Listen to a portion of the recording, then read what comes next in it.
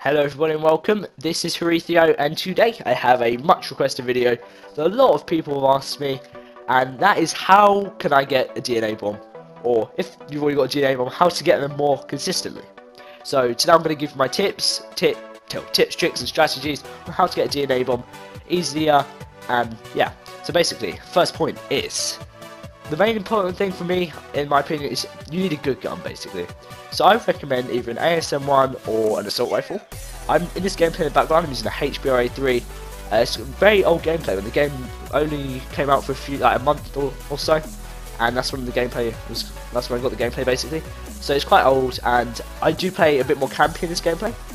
Not how I play now. I just rush around those now. This is when I actually cared about getting the DNA balls properly. So I play a lot more safe, and I think this is a very good playstyle you can learn from. Anyway, so back to the point.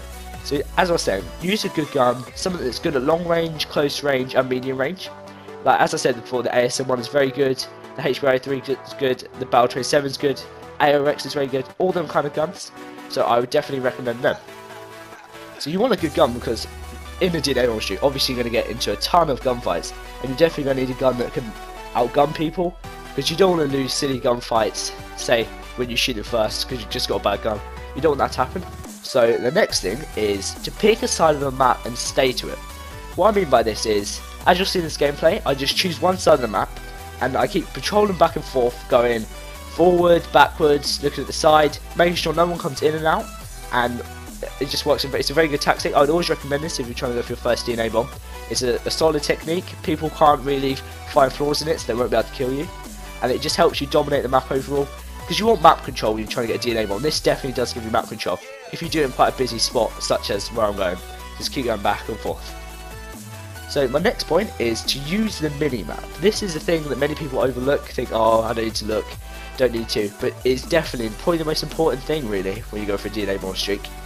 Because the mini-map shows you a lot of things. It shows you where the enemies are, if they're shooting, where your teammates are, and that implies to where the enemies are.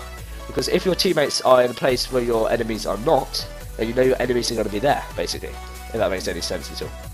So always look at that mini-map, and yeah, you can get a lot of kills from that. You'll know where people are, gives you your map awareness, and it just helps a lot. Right, so linked to the mini-map is to use good score streaks. I would recommend UAV and system hack. UAV especially links in with the mini-map, as it gives you a radar, it goes back and forth, lets you see enemies, and also, if you put the threat detection attachment on it, it gives you look through walls, like wall hack sort of thing.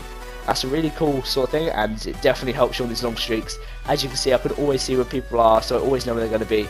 This helps you to control the map, get map awareness, all that kind of thing, and it's overall very useful. The next thing is to use the system hack. I would recommend using it with disable exo. This means enemies find it hard to kill you if you're in a high spot, and definitely find it hard to get to you. They're going to be slow, they won't be able to know where you are, and it definitely helps on those long streaks, and I can't recommend it more, basically.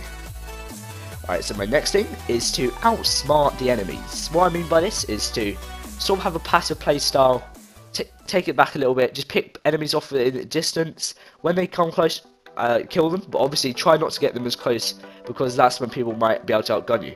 But if you're at long range, you'll definitely be able to pick them off, kill them, they won't be able to kill you, and all that kind of good thing.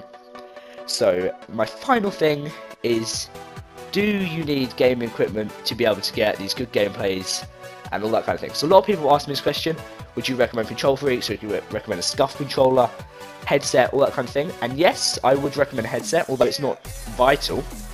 But I wouldn't really recommend control freaks and scuff. I mean, they are very good things, but I don't have any of them, and I drop a lot of gameplays, and I do very well overall. So I think you have to be a good player. Just follow all these tips, and you should be able to get a DNA bomb a bit more easier. This is aimed at people that are intermediate players, are yet to drop a DNA bomb, but definitely want to drop one soon and get on these long streaks. So as you'll see in the background gameplay, I just got the DNA bomb, so I hope you've enjoyed this video. Just put a little clip at the end here. Remember to drop a like if you have enjoyed, comment if you would like, and subscribe if you haven't already. This has been Haarithio, and thank you for watching.